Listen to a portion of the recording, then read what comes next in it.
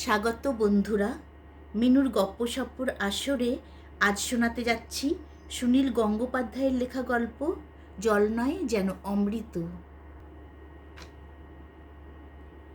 কয়েক হাত মাটি খোঁড়ার পরই শাবলে ঠং ঠং করে শব্দ হতে লাগলো। শক্ত পাথর, এখানে জল উঠবে না। মিস্ত্রিরা হতাশ হয়ে বসে পড়ল। এই নিয়ে 4 বার টিউবওয়েল বসাবার চেষ্টা হচ্ছে।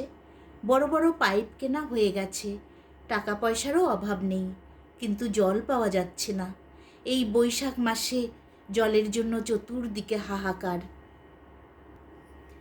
একটা পাকুড় গাছতলায় দাঁড়িয়ে আছে বরকা মাহাতো। গ্রামের মানুষদের চেয়ে তার চেহারাটা অন্যরকম।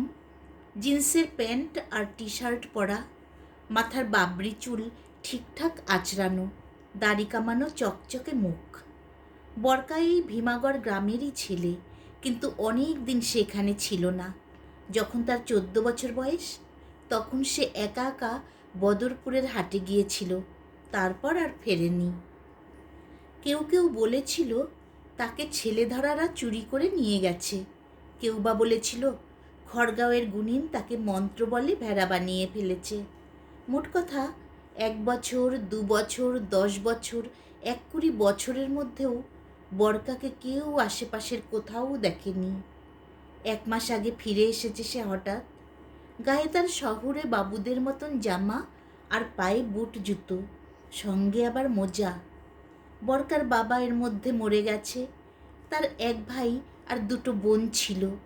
এক বোনের বিয়ে হয়ে চলে গেছে অন্য গ্রামে। অন্য বোনটার বিয়ে হয়নি, কারণ তার গায়ে সেতি আছে। বড় ভাইটার একটা পা ট্রেনে কাটা গেছে, তাই সে মাঠে কাজ করতে পারে না, বাড়িতে বসে বিড়ি বাঁধে। আর বরকার মা এখন অন্ধ। ছেলে এতদিন পরে ফিরে এসেছে বলে সে বুড়ির কি আনন্দ, কিন্তু ছেলেকে সে দেখতে পায় না। গায়ে মাথায় হাত বুলিয়ে বোঝার চেষ্টা করে, কিন্তু 14 বছরের যে ছেলেকে সে দেখেছিল তার বয়স এখন 34 বছর। তার গায়ে হাত বুলিয়ে কি ছেলেকে চেনা যায়? তবু সে আনন্দে খলখলিয়ে আসে। তুই এতদিন কোথায় ছিলি রে বরকা? অনেকেই জিজ্ঞেস করে এ কথা। বরকা সঠিক উত্তর না দিয়ে বলে, চলে গিয়েছিলাম সমুদ্র পেরিয়ে এক মরুভূমির দেশে। এ গ্রামের কোনো লোক সমুদ্র দেখেনি, মরুভূমি কাকে বলে তাও জানে না। বরকা এখন মাঝে মাঝে ইংরেজি বলে ফেলে। তার পকেট ভর্তি অনেক টাকা। সে তো বাবু সেজে শহরেই থেকে যেতে পারত, কিন্তু সে ফিরে এসেছে গ্রামে তার মাকে দেখবার জন্য। এতদিন পরে কেন? তার উত্তর সে দেয় না। কতদিন থাকবে তাও ভালো করে বলে না। তাদের মাটির বাড়ি, খোলার চাল, তাও ভেঙে পড়েছে প্রায়। বরকা মিস্ত্রি ডেকে সে বাড়ি সারিয়ে ফেলল খুব তাড়াতাড়ি। কোনো হারানো মানুষ ফিরে এলে গ্রামের সব মানুষকে খাওয়াতে হয়, এটাই বহুদিনের নিয়ম। বরকা একদিন বিরাট ভোজ দিল, যে যত পারো ভাত আর মুরগি খাও। কয়েক হাঁড়ি মিঠাইও আনানো হলো দূরের শহর থেকে।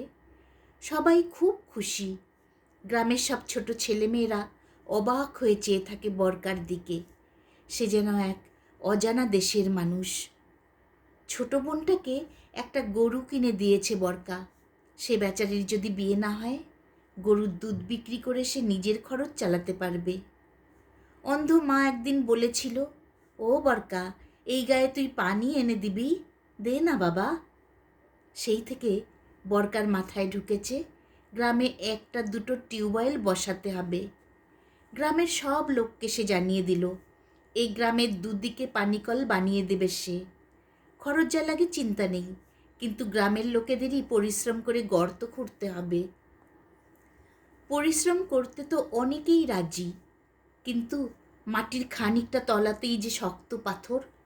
ইচ্ছে করলেই তো সব জায়গায় টিউবওয়েল বসানো যায় না। খুব কাছেই পরপর 2 পাহাড়।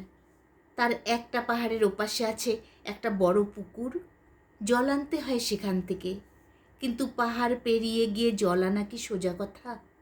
কেউই 1 কলসি 2 কলসির বেশি আনতে পারে না। সবচেয়ে বেশি কষ্ট হয় এই গ্রীষ্মকালে। এক সময় এই গ্রামের পাশে একটা ছোট নদী ছিল।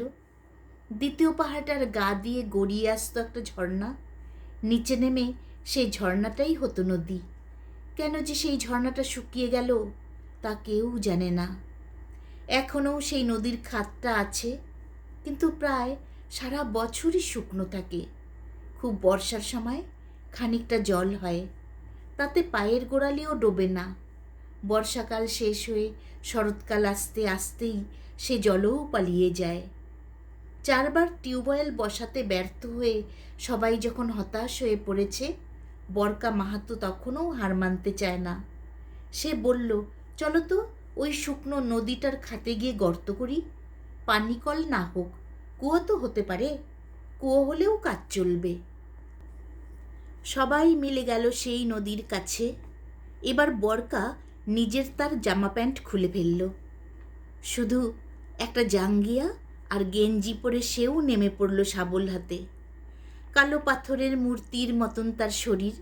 সে লাফিয়ে লাফিয়ে প্রচণ্ড জোরে কোপ মারতে লাগলো মাটিতে।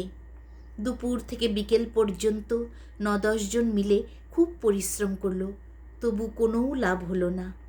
7-8 হাত নিচেই নিরেট শক্ত। শাবল মারলে আগুনের ফুলকি বেরিয়ে আসে, জলের দেখা নেই। তাহলে এ গ্রামের মানুষ কি চিরকাল জলকষ্টেই থাকবে? তখন একজন বুড়ো লোক বলল, ওরে, একবার দুর্জয় সিংকে পুছে দেখ না, সে পাকা কথা বলে দেবে। অন্য একজন বলল, দুর্জয় সিং কি এখনও বেঁচে আছে? সে নাকি মাটির তলায় সেদিয়ে গেছে কবে।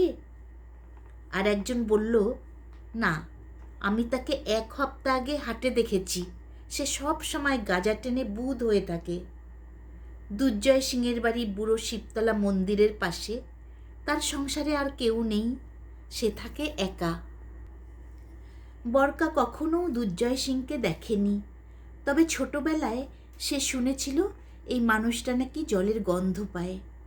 বক্রেশ্বরে যেখানে গরম জলের ঝর্ণা আছে, সেখানে গিয়ে দুর্জয় মাঝি নাকি আরও 3টে ঝর্ণা আবিষ্কার করেছিল। আরও অনেক গল্প আছে। হিরণমারি গ্রামে যখন একটা বড় কুয়ো খোঁড়া হলো, তখন এই রকম হয়েছিল। কোথাও জল উঠছিল না। দুর্জয় সিংকে ডেকে নিয়ে যাওয়া হলো সেখানে। সে নাকি এক জায়গায় মাটিতে পা ঠুকতেই সেখানে তীব্র বেগে জল উঠে এসেছিল। এই রকম আরও কত গল্প। বরকা বলল, ঠিক আছে, দেখা যাক দুর্জয় সিং কিছু করতে পারে কি না।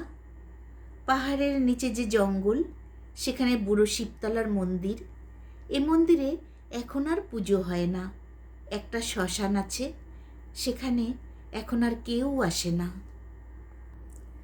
একটা খাটিয়ায় শুয়ে আছে দুর্জয় সিং। খুবই বুড়ো হয়ে গেছে, বেরিয়ে গেছে বুকের হাড় পাজরা। সে কি খায়, কে তাকে খেতে দেয় কে জানে। বরকাদের দলবল দেখে সে উঠে বসল। তাদের প্রস্তাব শুনে সে মিটিমিটি হাসতে হাসতে 2 হাত নেড়ে নেড়ে বলতে লাগলো, আর তো হবিনি, আমার কোটা শেষ হয়ে গিয়েছে। এক সাধু বাবা আমার এই বিদ্যে শিখিয়েছিল। সেই সাধু বাবা বারবার বলে দিয়েছে, ওরে পাগলা, এই বিদ্যে 5 বারের বেশি ব্যবহার করবি না, কারোর কাছ থেকে পয়সা নিবি না, সাবধান, 5 বারের বেশি লোভ করবি না। বরকা দেশ বিদেশ ঘুরেছে, সে এসব কথা বিশ্বাস করে না। সে বললে, তোমার 5 বারে কোটা শেষ হয়ে গেছে, তার বেশি হলে কি ক্ষতি হবে? এ তো মানুষের উপকারের জন্য। দুর্জয় সিং বলল, ওরে বাচ্চা, মাটি হচ্ছে আমাদের মা জননী, তার বুকে বারবার কোপ মারলে কি তার কষ্ট হয় না? আমি সেই পাপ আর করতে পারবো নি। বরকা বললে, দাদু, মাটি আমাদের মা। মায়ের সন্তানরা যদি জলের অভাবে ছটফট করে মরে, চাষের ক্ষতি হয়, তাতে মাটি মায়ের কষ্ট হয় না? মা যে তার জল বুকের মধ্যে লুকিয়ে রেখেছে। দুর্জয় বলল, ওসব আমি বুঝি না, তোরা কি আমায় মারতে চাস? বরকা বললে, তুমি মরবে কেন? আমরা রয়েছি না, আমরা সবাই তোমাকে পাহারা দেব। সঙ্গের অন্যরাও বলল, আমরা আপনাকে বাঁচিয়ে রাখবই। দুর্জয় সিং মাথা নেড়ে বলতে লাগলো, পারবি না, পারবি না। আমার গুরুজি বলেছেন, মাটিমা আমাকে ভেতরে টেনে নেবে। বরকার আসলে খুব দেখার ইচ্ছে দুর্জয় সিংয়ের সত্যি এরকম ক্ষমতা আছে কিনা। কারোর যদি এরকম সত্যি ক্ষমতা থাকে তাহলে সে 5বারের বেশি 6বার সেটা ব্যবহার করলে মরে যাবে কেন? মাটি কি কোনো মানুষকে টেনে নিতে পারে? সেটাও দেখতে হবে। সে প্রায় জোর করেই দুর্জয় সিংকে তুলে নিয়ে গেল। গ্রামে এনে আগে খাওয়ানো হলো ভালো করে, 7খানা রুটি, অনেকখানি ঢ্যাঁড়সের তরকারি আর আস্ত একটা ঝলসানো মুরগি। তারপর এক ছিলিম গাঁজা টেনে বলল, ওরে বুড়ো হয়েছি বটে, কিন্তু তবু এখনও মরতে ইচ্ছে করে না। তোরা আমাকে বাঁচিয়ে রাখতে পারবি তো? বরকা জোর দিয়ে বলল, আমি সব সময় থাকবো তোমার পাশে। দুর্জয় সিং বলল, তাহলে আমাকে 1 বাটি জল এনে দে। এলো 1 বাটি জল। দুর্জয় সিং কিছুক্ষণ সেই বাটির জলের দিকে তাকিয়ে কি যেন বিড়বিড় করে, তারপর হাঁটতে শুরু করে। বেশ কয়েক পা হেঁটে গিয়ে সে এক জায়গায় হঠাৎ থেমে গিয়ে একেবারে উপুর হয়ে শুয়ে পড়ে। তারপর মাটির গন্ধ শুকতে থাকে কিছুক্ষণ ধরে। বরকা ভুরু কুচকে তাকিয়ে থাকে। মাটির অনেক নিচে থাকে জল। ওপর থেকে সেই জলের গন্ধ পাওয়া কি সম্ভব? সবটাই গাঁজাখুরি ব্যাপার নয় তো? এই রকমভাবে মাটিতে দণ্ডি কেটে এগোবার পর 7বারের পর এক জায়গায় দুর্জয় সিং উঠে দাঁড়িয়ে বলল, মিল গিয়া, এখানে খোঁড়ো, পানি পাবে। বরকা কিছু বলার আগেই অন্য লোকরা মহা উৎসাহে সেই জায়গাটা খোঁড়া শুরু করলো। আশ্চর্য ব্যাপার, অনেকটা খুঁড়েও এবার কোনো পাথরে ঠং ঠং শব্দ হলো না। নরম মাটি। এবারে বসানো হতে লাগলো টিউবওয়েলের পাইপ। পাইপগুলো বেশ সহজেই ঢুকে যেতে লাগলো। পরপর 10খানা পাইপ। এরপর অবশ্যই জল পাওয়ার কথা। বরকা এইটুকু জানে যে মাটির তলায় বিভিন্ন স্তর ঠিক সমতল নয়, ঢেউ খেলানো। তলার যেখানে ঢেউটা বেশ গভীর সেখানে জল জমে থাকতে পারে। উপরের দিকটা থাকে শক্ত পাথর। সেই রকম একটা ঢেউর জায়গায় দুর্জয় সিং খুঁজে বার করেছে। কিন্তু ওপর থেকে গন্ধ শুকে বোধহয় এরকম বিশেষ ক্ষমতা থাকে। এর মধ্যে ম্যাজিক কিছু নেই। অতগুলি পাইপ বসিয়ে ওপরে লাগানো হলো টিউবওয়েল যন্ত্রটি। এবার ওপর থেকে বেশ কিছুক্ষণ জল ঢেলে ঢেলে পাম্প করতে থাকলে একসময় তলার থেকে জল উঠে আসতে শুরু করে। সেই রকম চেষ্টা চলল পুরো একবেলা ধরে, কিন্তু জল উঠল না। এ কি অদ্ভুত ব্যাপার! যারা অন্য গ্রামের টিউবওয়েল বসানো দেখেছে তারাও হতবাক। এতগুলো পাইপ ভিতরে ঢুকে গেল, ওপর থেকে এত জল ঢালা হচ্ছে, তাও বসে যাচ্ছে নিচে। তাহলে জল উঠছে না কেন? এ কি অদ্ভুত ব্যাপার! হাতের বাটির জলটা এক চুমুক খেয়ে নিয়ে দুর্জয় সিং বললে, এ আমার পাপ, মাটি মায়ের গায়ে চোট লেগেছে। এবার দেখবি এক জায়গায় মাটি ফাঁক হয়ে যাবে আর ধরিত্রী আমাকে পাতালে টেনে নেবে। বরকা বলল, দাদু, আমি আপনার পাশে থাকবো সবসময়। দেখি কে আপনাকে টেনে নেয়। সেই শুকনো টিউবওয়েলের পাশে টাঙানো হলো একটা তাঁবু। সেখানে সবসময় শুয়ে থাকে দুর্জয় সিং, আর তার পাশে জেগে বসে থাকে বরকা মাহাতো। আর জল ঢেলে ঢেলে সেই টিউবওয়েল থেকে জল বার করার চেষ্টা চালাতেই লাগলো।